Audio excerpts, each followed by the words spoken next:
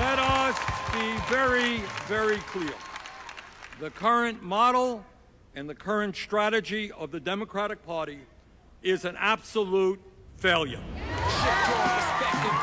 Draft Bernie just put itself on the progressive scene in a huge way. We were in there in force with our Draft Bernie signs all over the place, made a huge impression on Bernie, got Bernie's attention, and at the end, the clincher, we got Roseanne Demorrow of NNU's endorsement and support. When we stand together, there is nothing that will stop us. Thank you all very much. I want to thank all the Draft Bernie people. I'm with you. Nurses, are we with them? I always say heroes aren't made, they're cornered.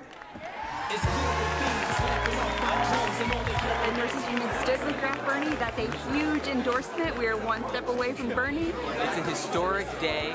Bernie Sanders was able to see just how much force there is, that we are here today starting a new party that can replace a corporate party, that can replace the Democratic Party, a People's Party, actually represents us. Draft Bernie, or People's Party, stood up and said, we need to move on away from the Democratic Party. And I'm super proud of the Draft Bernie team who, spoke their case, made their voices heard in there, because ultimately, I believe we don't need to hear Bernie. Bernie needs to finally hear us. I love Bernie, but you know one thing about a revolution?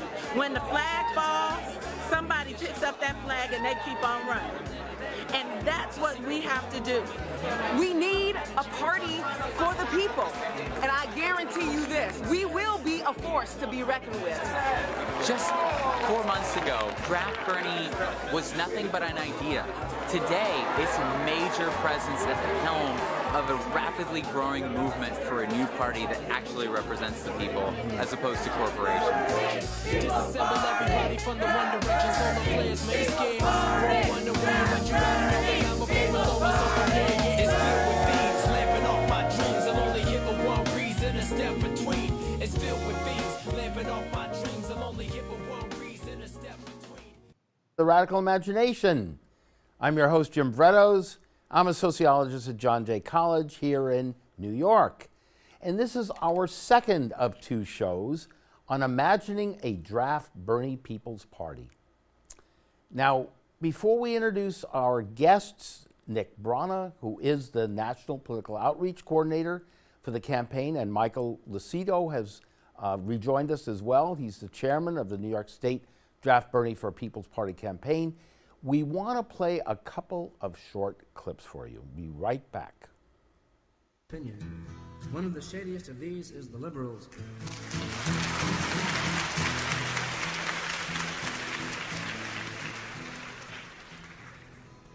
An outspoken group on many subjects. 10 degrees to the left of center in good times. 10 degrees to the right of center if it affects them personally.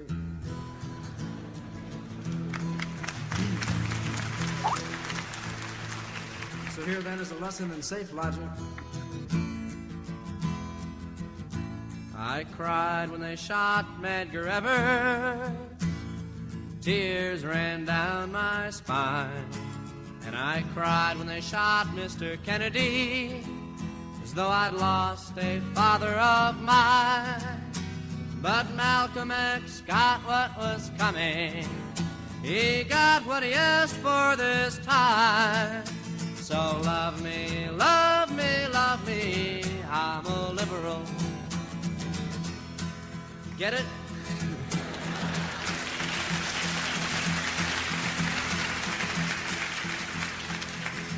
I go to civil rights rallies and I put down the old DAR. DAR, that's the dykes of the American Revolution. I love Harry and Sidney and Sammy.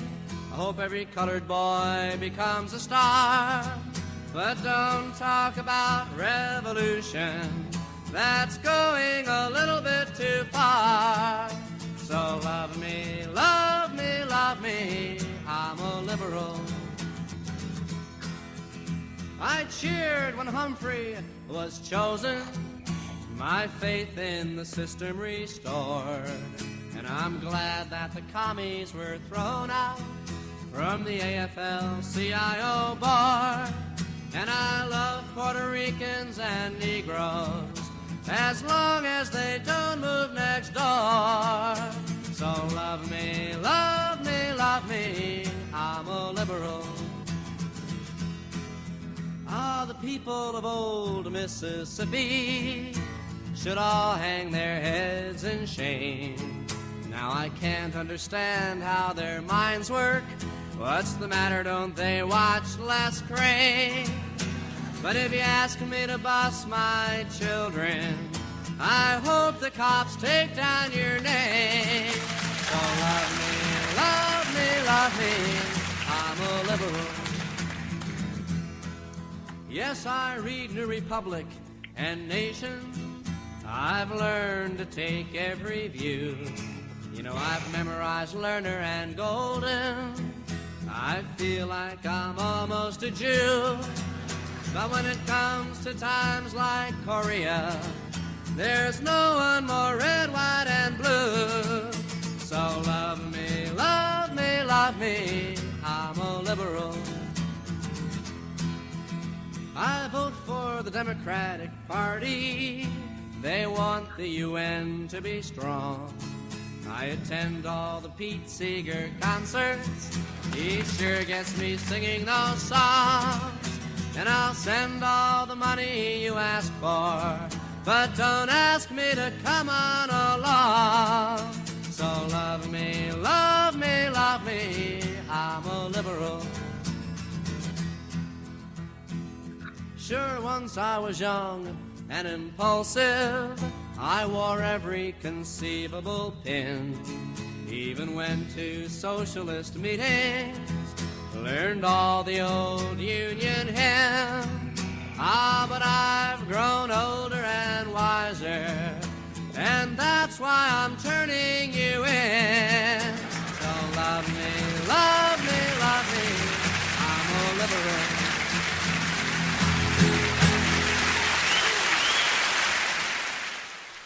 That's Phil Oakes. Love Me, I'm a Liberal. Still hits home 55 years later. Welcome again to The Radical Imagination. I'm your host, Jim Vrettos. I'm a sociologist at John Jay College here in New York. We at The Radical Imagination believe the Draft Bernie People's Party campaign has the possibility of becoming a lightning rod that can ignite a whole generation and country in the same way that the Port Huron Statement and students from a democratic society began to do 55 years ago in 1962. Port Huron was the political manifesto of its day for a generation that laid the foundation for the new left and a challenge to the status quo politics and policies of the two-party duopoly of its time. There are differences in the parties, but the overall trajectory is obvious. To any objective observer, the oligarchs of war and the fearmongers that cater to a culture of greed, militarism, imperialism, poverty, structural violence, and racism continue to exert their profound influences on both parties, as they've done through policies over the past several decades. Through both parties, they've initiated and perpetuated wars and military ventures around the world, increased profound levels of economic inequality, unleashed ecological disasters, and created a moral bankruptcy and amnesia of non-accountability, loss of trust, and integrity. Even more damning has been their desire to create a world of all against all, to destroy a world that has given us and nurtured in us a love of life, to leave us with a world where the capacity to express, experience, and have love in any sort of meaningful way has all but been destroyed. The New Left and progressives of the 60s did make significant transformations in American society, but they fell short. in part due to their own excesses, but for the most part due to sophisticated and ruthless racist and class-based counter-movements, including defaming and assassinations of key leaders, policies of mass incarceration, wars on crime and drugs, and covert, often illegal intelligence programs designed at surveilling, infiltrating, discrediting, and disrupting progressive social and political movements in the country. The old order will not go gently into the quiet of that good night. But there are also important positive energies today that speak to the possibilities of a profound moral, political, economic, and cultural transformation in the country and around the world.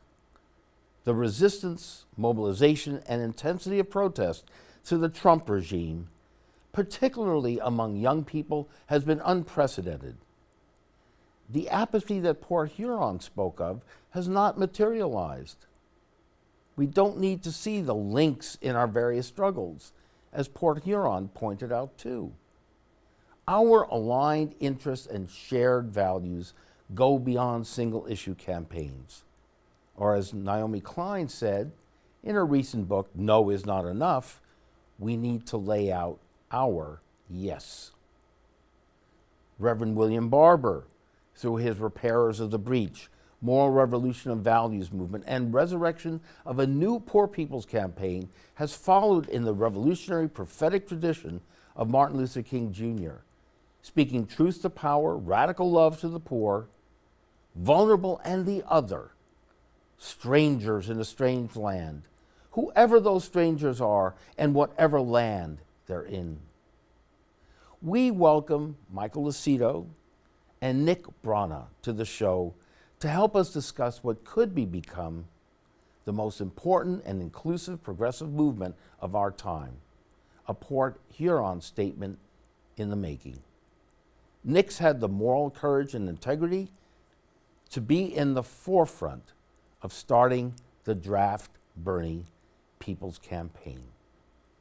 He's laying out our yes to Naomi Klein. He's connecting the links and speaking truth to power as Reverend Barber would want us to do. And he's answering Noam Chomsky's recent concern that the United States is what's sometimes called a failed state, a state with formal democratic institutions that don't function. Nick wants us to function again for the people. We're so happy to welcome Michael again to the show after we did the first show, and welcome Nick Brana to the Radical Imagination. Thank you both for being here so very, very much. Thank you. Thank you. It's a pleasure to be here, Jim. Tell us a little bit, Nick, about your experience the last few months in setting up this incredible campaign. How did this all get started? Where are you at this point? What are some of your plans? And just give us a little bit of a historical understanding of what this is all about. Yeah, I was the National Political Outreach Coordinator, like you mentioned, on the Bernie Sanders campaign. And then I was the electoral manager at our revolution.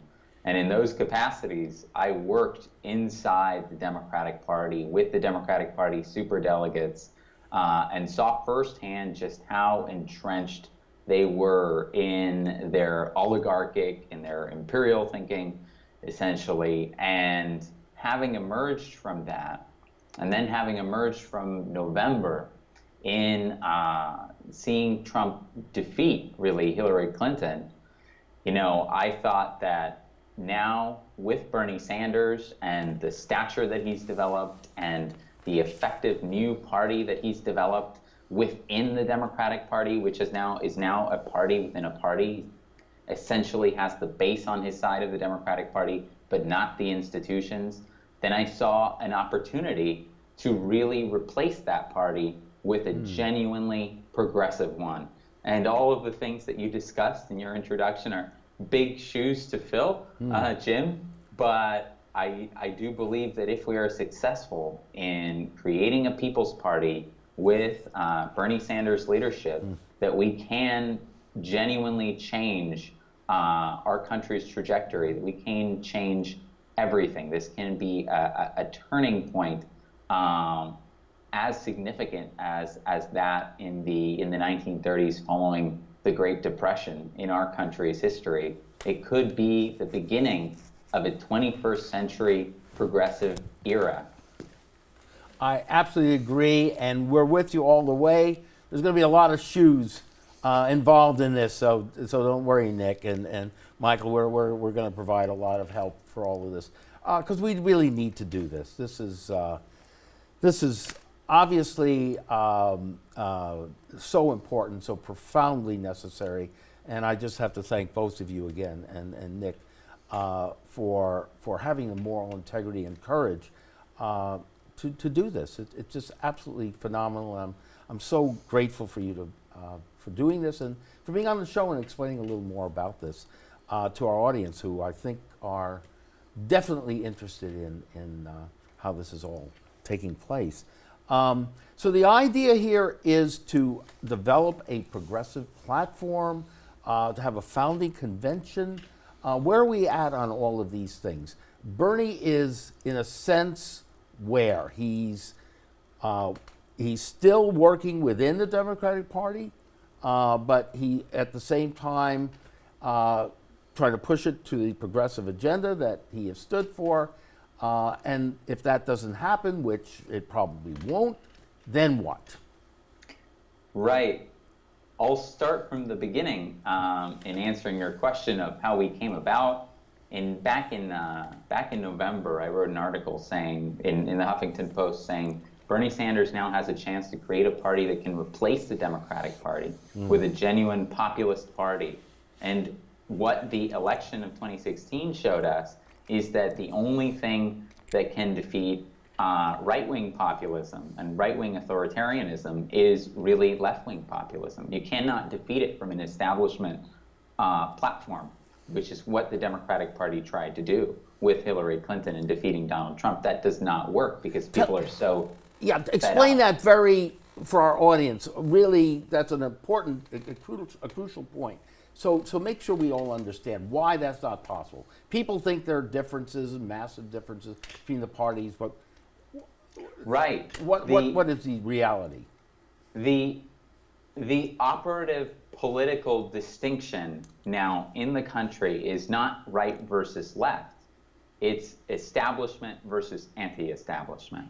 And so when Americans walk into the ballot box and they see Hillary Clinton, the epitome of the establishment, and in contrast, they have a vulgar, right-wing billionaire reality TV star. The people are so fed up with the status quo as it is that they are willing to gamble on that right-wing reality TV star just for the opportunity to potentially escape this system which they have been placed in. You know, Rich Wolf and Rick Wolf, so many others talk about that. And there's a lot of parallels drawn to Brexit and other examples around the world. That's really, people are so fed up with the establishment that if they're given an exit door, like an escape hatch, regardless of which direction that is politically, to the right or the left, they will take it. And so the danger in that is that if you only give them a right-wing escape hatch, that's where they will go, in towards that nativism and the racism and the xenophobia that Trump represents, as opposed to the inclusivity and really the equality that a progressive alternative to the establishment could represent. And so that model has been proven a failure. And yet the Democratic Party is effectively engaged in the exact same strategy towards defeating Trump and the Republicans that it was in 2016. It doesn't have a progressive platform. It's running purely in opposition to Trump. It's not offering an alternative. It's the same formula, and it's expecting different results. Naomi Klein, who you mentioned in your introduction, had a perfect tweet about this. She said, "What do you call it when you do the same thing over and over again and expect different results?" The Democratic Party. Well put, absolutely, absolutely.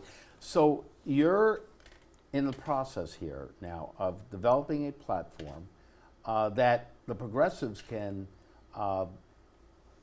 align themselves with, correct? And sort of a fusion politics, in a sense, on the left that will appeal to the great masses of workers and poor and middle class, really representing their interests. Is that the ultimate goal, in a sense? It is. The basics of what we are trying to do is we are trying to convince Bernie Sanders. We launched our campaign to draft him to start a new party. And it was myself and some other former Bernie 2016 staffers and leading volunteers. And that we have been doing it for now about 4 months, and it has turned amazingly in just those 4 months into a movement that is really at the helm, the Draft Bernie movement, at the helm of this converging effort on the independent left to create a new party, to create a mass party of the left. And so that story really is something that in my mind parallels the success of Draft Bernie, is something that parallels really the success of the Bernie 2016 campaign, in my view, because the Bernie Sanders campaign began with all odds against it, taking on every traditional political force in the country, taking on the major parties, taking on both establishments of major parties, taking on a candidate with near universal name recognition, with all of the money, with the party essentially skewing the process in her favor. And yet still, Bernie Sanders managed to effectively win. He would have won had it not been for the party's meddling. So that's remarkable. And that shows today I think one of the most important lessons to take from his campaign and for the left to learn in terms of its strategic approach to change is that there is a force in today's politics that is more powerful than the money and the media and the name recognition, and that's the offering a revolutionary progressive alternative and the integrity to carry it forward. That's what Bernie Sanders had, and I feel like that's what we're offering people as the Draft Bernie for People's campaign, and that is the only thing that explains his campaign's success, and I feel that it also is it contributes to our campaign's success. And you're right that is exactly what we plan on doing, on getting Bernie to join us and starting a new party for the progressive majority in the country. Issue polls show down the line that Bernie Sanders is really a moderate because the majority of the American people agree with his issues, from income inequality to racial justice to climate change to free public college and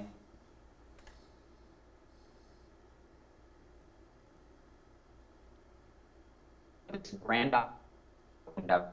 party because the two parties, the Democratic and Republican parties, the major parties, have moved so far to the right in tandem that the electoral vacuum and chasm on the populist left now is enormous. And Bernie Sanders, having united that coalition, that independent progressive populist coalition during the primary campaign, can do so once again, but make it permanent this time into a permanent people's party, which, like you said, would then go on to create a progressive platform and create a new party bylaws that would be thoroughly democratic and prevent the kind of elite control of the party that you see in the Democratic Party. Again, really well put, and it's so much of a larger cultural, economic, moral transformation. We've got to get Reverend Barber along on this because Bernie and Reverend Barber really are working together toward the same moral, economic, political revolution. So, Michael, do you have any questions you'd like to throw out here? You're the New York State leader. I'm one of the New York State guys, and we're working hard out here. Nick, I'm sure knows that. Working to just get petition signatures and other volunteers. That's what you're trying to do at this point. And right now, that's our main priority. And speaking to other progressive organizations, to work with them on getting the message out there. Yeah. As Nick was saying, there's so much unity around these ideas that we need to have a conversation about it and talk to them and tell them what we're all about. Absolutely, absolutely. Why hasn't that conversation really happened? We again, that conversation opened up to a certain extent in the 60s. We're trying to do the same thing again. You're trying to do that. Why haven't we been able to do this in this country? Nick, if you got the answer on, I mean, I know it's a big question there. I mean, we've just been rationalizing, denying, exploiting, dividing, conquering, using all sorts of techniques, the military, racism, diversion here and there, and phony baloney stuff about the American dream. I mean, it goes on and on. How do you really cut through the crap here and really get people to see the as you're putting it, the common ideals, the common morality that we all really share as we want to live our lives? We all want that for Pete's sakes. I mean, the decency, the capacity to have a creative, loving life, and so on. And yet it seems so easy, and yet it does seem so difficult to have this addressed and addressed at the structural institutional level that you're also doing. It is, but that's one of the breakthroughs that I think Bernie really exemplifies, is that Bernie communicates in a language that really cuts through all of the layers of ideological kind of manipulation that have been built up inside the United States to prevent any kind of working class consciousness, any kind of affiliation, to divide people by race and by gender, any kind of, socially constructed identification. Bernie really reduces it to, in his communication, to those very basic things that affect people in their life and that are very tangibly powerful influences on their life. Things like medical bills, things like being loaded up with student debt. His communication to that is something that it doesn't matter whether you're left or right. You feel that debt. You feel the fact that you cannot, that the majority of Americans, for example, do not have $500 to be able to survive an accident. And so really, by reducing it to that, by cutting out the ideological kind of discourse largely, and just bringing it down to that kind of bare populism on the impact on people's lives, he manages to unite people who would not come to the table otherwise, and in which the language of political discourse that emerges from the mainstream media, the corporate media that emerges from the two parties, is particularly designed to create fractures, within the working class, within wage earners, to prevent that consciousness from emerging. And so Bernie Sanders seen best when he communicates, at Liberty University or in town halls to Trump voters. He really cuts through that, and we actually see that with our own field activities. I'm sure Mike has seen it, that a lot of Trump supporters hear when they hear what we're all about, they ask, where do I sign up? How do I sign the petition? And that's the remarkable kind of transformation. It's the kind of thing that Ralph Nader wrote about in his book Unstoppable, about the emerging left-right alliance against the corporate state. Absolutely, absolutely. And so still, Bernie is attempting at this moment still to work within the Democratic Party to move it as far to the left progressive agenda as possible. At what point, I know that you get asked this, I'm sure, 50 million times a day here. At what point, what are you laughing about, Michael? Yes, Michael's asking the same question. At what point do we get at least some of that answer? Because this can't go on indefinitely, right? What are your hopes here? In terms of, bringing Bernie into the fold that I really do believe he feels very comfortable with and wants to be in. Yeah, I am very optimistic that Bernie will join us. When we started back in February, it was a long shot to me. But today, I'm a lot more optimistic than ever. I do believe that Bernie will join us. And that said, I also think that sometimes there's this perception that trying to draft Bernie and then trying to create a people's party, that stands for the working class, that those are somehow two different objectives, that you can only kind of be on one track at a time. But actually, the beauty of this approach is that I think you're doing both simultaneously. I think by drafting Bernie, and I'd love to hear Mike speak about this too, it allows people to visualize, people who voted Democratic their entire lives, for example. Maybe they voted Republican their entire lives. But simply by imagining the idea of Bernie creating a new party that actually stands on all the issues that he represents, on television constantly, that he did in his primary campaign, that vision that it presents is a bridge to the realization that this is not enough and that there is a better way. And that allows people to imagine, for the first time. It awakens the show, Radical Imagination. There we go. It awakens There you their go. imagination. Yeah. Radical imagination, right?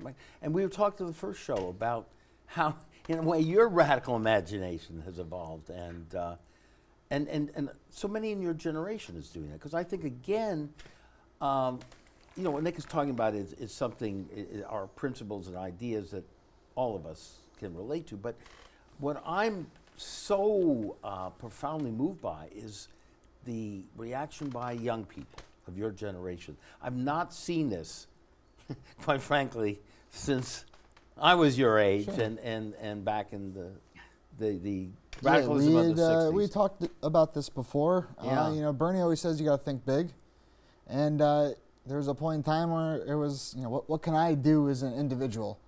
I really don't have a voice, and then all of a sudden you get this guy coming on TV and saying you actually do have a voice. Yeah.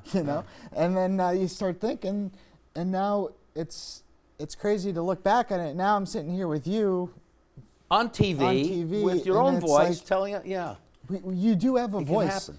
You do have a voice, and it's beautiful that Bernie has awoken so many people, and myself included, to get involved and really start thinking about where we're going as not just a country, but as a human race.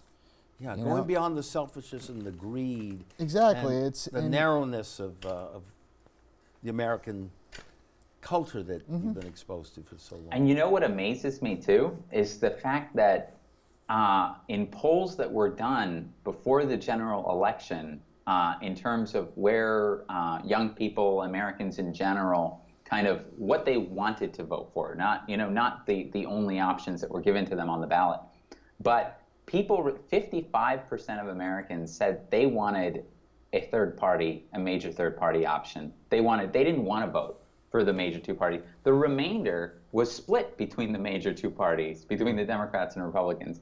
And then the most astonishing part is when they broke it down to people under 29. And people under 29, the millennials, they said 91% of them said that they did not want to vote for the Democrats or Republicans. 91% wanted a new party. That's astonishing. That tells you that to some extent the political revolution has been won. The battle of ideas, as Bernie Sanders said at the People's Summit, has been won, certainly in the minds of younger generations. So now it's a matter of constructing the organizations, the vehicles through which this energy can really manifest. Exactly. Yeah, and so you're hoping to have a founding convention? Is that the plan at some point? Yes. Okay. If Bernie was to join, and perhaps even if he wasn't, then the idea would be to have a founding convention that brings together the movement, all different elements of the movement, and where the movement could cooperate and democratically draft a platform, a progressive populist platform. driven, of course, inspired by those issues that Bernie ran on, and going beyond them, even in some ways, as the movement sees fit. And of course, on top of that, what else would be decided at the founding convention would be things like the party's name, the party's logo, the party's color, and also, very importantly, the party's bylaws and the structure of the party. Because the reason that the Democratic and Republican parties are so easily controlled by the establishment, by the oligarchy, is that they are built in a way internally that is not democratic. They're not accountable to their membership. They don't want the engagement of their membership. They want them to come out to vote every 4 years and then to go away, and then to not involve themselves in party affairs. And you saw that, for example, in February when the Democratic Party met to elect a new party chair, and they elected Tom Perez, despite the fact that the party base wanted Keith Ellison. And it wasn't the party members who were voting in that decision. They weren't picking a leader. It was instead the superdelegates. It was the DNC members. Right. And those party insiders and elites who are overriding the decision of the people. And so that's why it is so important to build a party institution that is itself thoroughly democratic, allows the members to elect the party leaders, allows recall of party leaders if those leaders are not executing the mandate that they were sent there to do. And that is what the new party must look like. It must live those principles that we want to embody in the platform as well. That's so profoundly important because obviously this is a movement that transcends any one person. And as you spoke, I wish so much Tom Hayden could have been here, and he's a friend of the show, but his work, Port Huron Statement, certainly spent a considerable amount of time.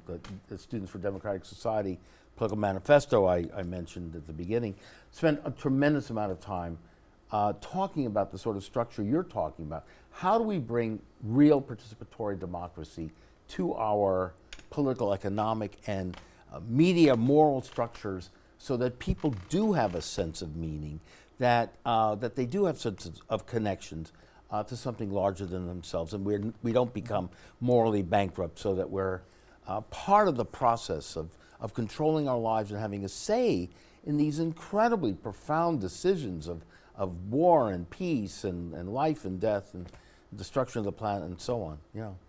And democratic engagement in the United States is far lower than across most of the Western world. Absolutely. And that's not because those issues affect them less. Absolutely. Those political decisions affect them less than in other countries. It's rather because people feel disempowered. Just Absolutely. Like it's not going to make any difference. Right. That's why people don't vote. Cloward and Piven. That's the central argument. And you've hit the nail on the head. Make the difference, and people will vote. People are more involved, and they will vote in their interests. As Cornell puts it, we're the majority. So it makes a lot of sense, and so you've got to carry on in that line of thinking, right? Yeah, you get a regular politician gets up there and they start talking from a script, reading a speech. I mean, people don't connect with that nowadays. People want to connect. And they tune out, they don't vote, and consequently, those who do vote have an interest in perpetuating this. It's just more of the and same, feed off of it. It's more of the same. It's more of the same, and Bernie was so popular because he spoke from the heart, and he, like Nick said, he spoke in a language that regular folks could understand. Yeah. Being buried in student debt, getting out of school, and having to work at a department store. Well, he is from that background. I mean, he's a working class kid from Brooklyn. I know he spent time up there in Vermont, but he's a kid from Brooklyn still. Right? I know I'm not. Nick, you're up in there in Vermont too. It's no. But you know what I'm saying. I'm in Virginia. Oh, you're Virginia, but okay, got still it. V same thing. Right? V, okay, right, all right. No, but the thing is, you're absolutely right. Wherever one is from, it's speaking plainly to people, not as the political and intellectual elites often do, look down on people and talk down to them. And I think that's another very important point. Bernie never does that, whereas Hillary does that, or still does it all the time, and people know that. and they're in a way they're disrespected. They know that, and it's not surprising. You know, hell with you. We know that the real interest is her real interest is to collect and make a whole lot of money in their speeches. What have they made? $140 million since they've been out of office. I mean, it's the Clintons. So, anyway, I'm sorry, I didn't mean to cut you off. Yeah, I was going to say, there's video proof of, there's a video of Hillary Clinton, and then there's a member of Black Lives Matter who steps in and wants to say something, and she says, no, you're being disrespectful, you have to wait your turn. There's a video of Bernie Sanders at a rally, and Black Lives Matter, they want to get up on stage and say something. He takes a step back, and he wants to hear what they have to say, and that's the difference we're talking about. That's an incredibly important And that's the difference we're talking about, and that's why it's the authenticity that people crave. She never took, and that's not just her, of course. It's the establishment. It's the establishment. How dare you even consider, talking in my space here? And again, that leads to the sort of, I mean, in an even more extreme form, things like the Attica Rebellion, when then Governor of New York Nelson Rockefeller refused to meet with the inmates that were rebelling in the uprising. And the main reason was, how could I bring myself to even talk to these people, feeling so superior? I mean, this is the attitude that we're dealing with that has to be broken. And it's such a cultural thing. And I have a good story that I'll tell real quick. The other day, it was food shopping. I was at my local health food store, and as you know, I like to buy healthy because you're vegan now. Vegan food, you're a very healthy guy. I had gotten up to the register, and there was a woman in front of me who had just a couple of groceries, maybe like $20 worth of items, and she was a person of color, and she was paying with an EBT card, which is essentially food stamps or government assistance. Right. And so she had given it to the cashier. She had swiped it, and the balance came back as 0 on the EBT card. And I could tell that this woman was just mortified because there was a line of people behind her. And so I could see that she was beginning to panic and looking through her pocketbook, and she didn't, it was pretty visible that she was looking for money that she didn't have. Right. And so she said, give me 1 second, I'll be right back, I gotta go out to the car.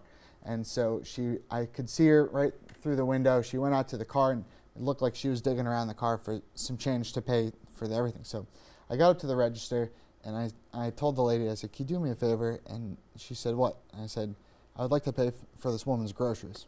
And without missing a beat, she said no.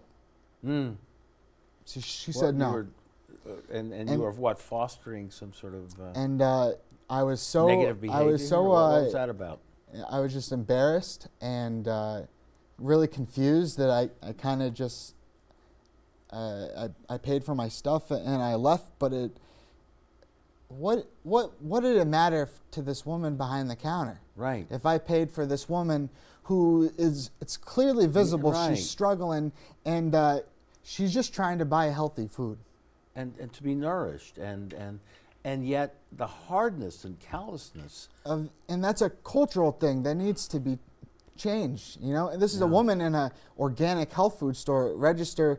She was a white woman in her 60s. You know, who you would assume probably to be a liberal person, but at the same time, without missing a beat, she says, no, you can't pay for this person who's less fortunate than you, obviously struggling to make ends meet, who's paying for groceries with an EBT card, you know, and that's why I do this.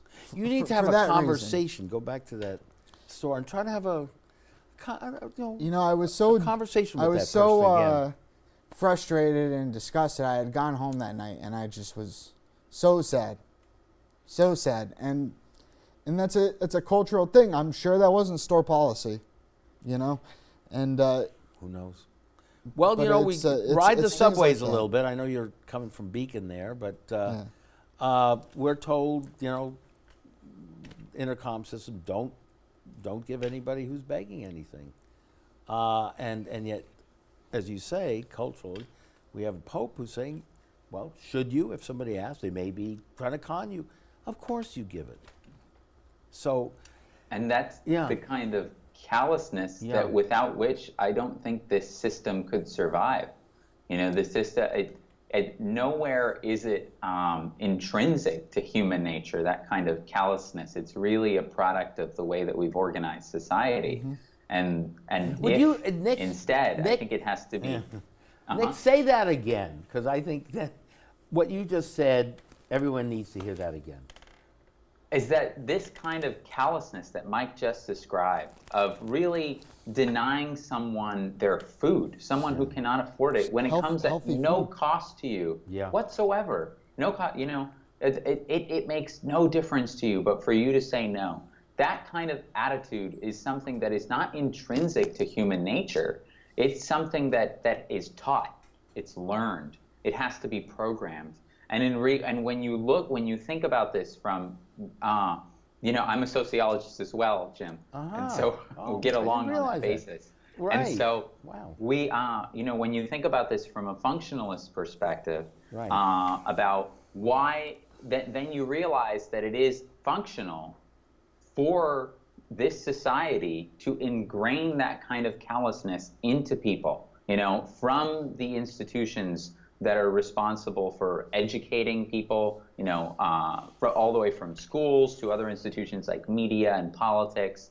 Because without that kind of callousness really ingrained in people's mentalities, then people would never put up with a system that structurally robs millions of people of food in the richest country in the world, and of heat in the winter as well. You know, if people felt an empathy and a kinship towards those who suffer needlessly, then this system would never persist. People would never tolerate it. And so it has to be indoctrinated. It has to be taught. It actually has to be stamped out of children at a young age. Absolutely.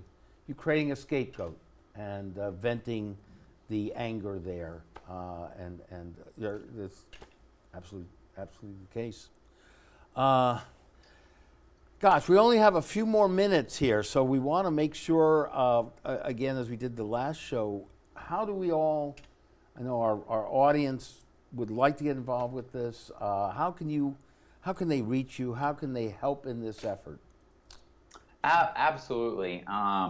So you can find us at draftbernie.org. And of course, like we said at the beginning, we are a movement, a rapidly growing movement to get Bernie to start a new political party, a people's party. And on our website at draftbernie.org, you can sign the petition to Bernie. You can pledge donation to the new party. You can sign up to volunteer to join us. And so I encourage everybody to do that. We have had just an incredible swell of support in just 4 months.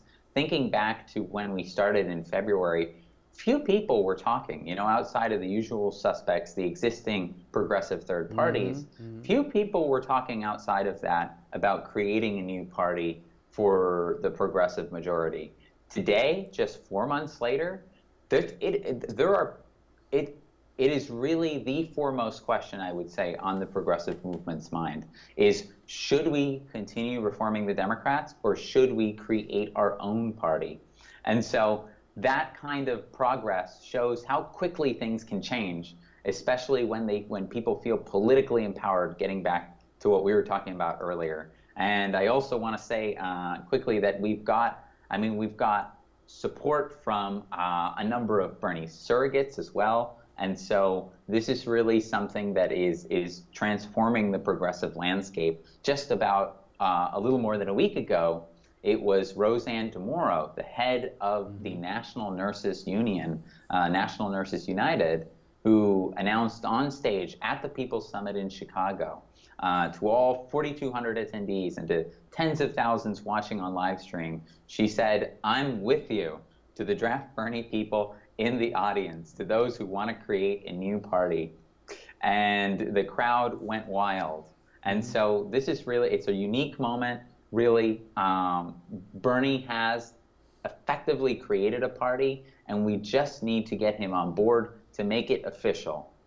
And that is the political revolution that he spoke of, that he has spoken of for the past 2 years. I couldn't agree with you more. And this is how movements really do get started and really move on. And again, both of you, thank you so very, very much. Michael. Thank you, John. Nick, thank you so very much for getting this off the ground. And in my heart of hearts, I'm ready and know this is going to succeed. It just has to, and it will. And so thank you again, both of you very much. Thank you all for listening to us here again on The Radical Imagination. I'm your host, Jim Vrettos, and we'll see you next week on the... It's wonderful to talk to you guys. Thank you Thanks, again. Nick. We'll be in touch. We're going to get a lot of people on board with this. Thank you again, everybody. We'll see you next week. Thank you, Mike. Thank you, Jim. Bye. See you next week. Immortal technique. Revolutionary Volume 2. Yeah. Broadcasting live from Harlem, New York. Let the truth be known. You better watch what the fuck flies out of your mouth, or I'ma hijack a plane and fly it into your house. Burn your apartment with your family tied to the couch and slit your throat so when you scream, only blood comes out. I doubt that there could ever be a more wicked MC, cause AIDS-infested child molesters aren't sicker than me. I see the world for what it is, beyond the white and the black. The way the government downplays historical facts, cause the United States sponsored the rise of the Third Reich, just like the CIA trained terrorists how to fight, build bombs and sneak box cutters onto a flight. When I was a child, the devil himself bought me a mic, but I refused to offer, cause God sent me to strike with skills unused like fallopian tubes in a dike. My words will expose George Bush and Bin Laden as two separate parts of the same seven-headed dragon, and you can't fathom the truth, so you don't hear me. You think Illuminati's just a fucking conspiracy theory? That's why conservative racists are all running shit, and your phone is tapped by the federal government. So I'm jamming frequencies in your brain when you speak to me. Technique, a rip a rapper to pieces indecently, pack weapons illegally, cause I'm never hesitant. Sniper scoping a commission, controlling the president.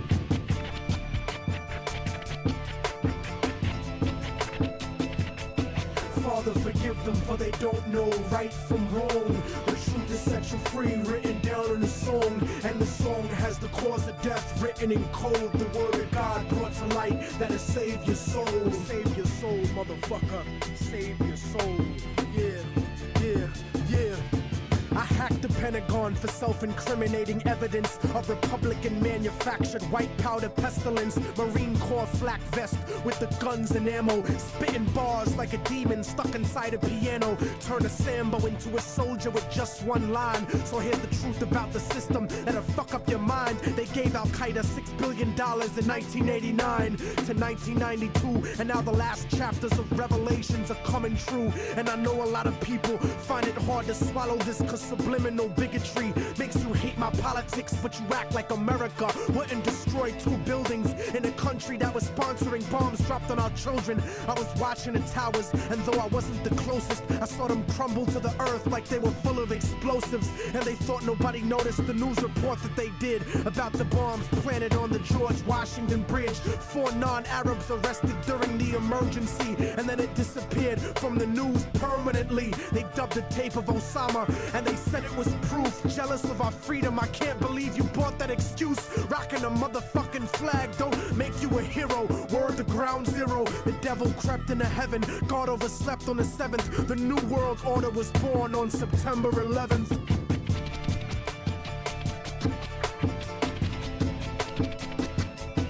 Father, forgive them, for they don't know right from wrong. The truth is set you free, written down in a song, and the song has the cause of death written in code. The word of God brought to light that'll save your soul. Save your soul, motherfucker. Save your soul.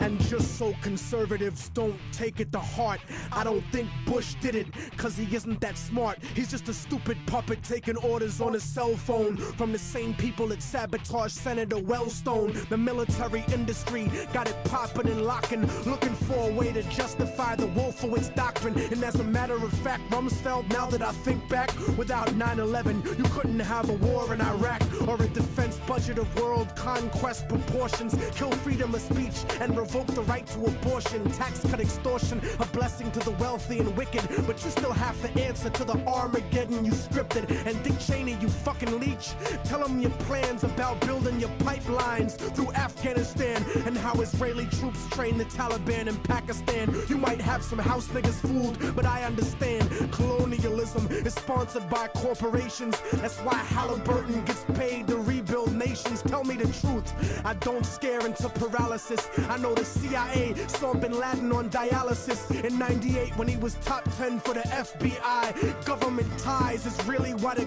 government lies. Read it yourself instead of asking the government why, cause then the cause of death, the cause the propaganda to die.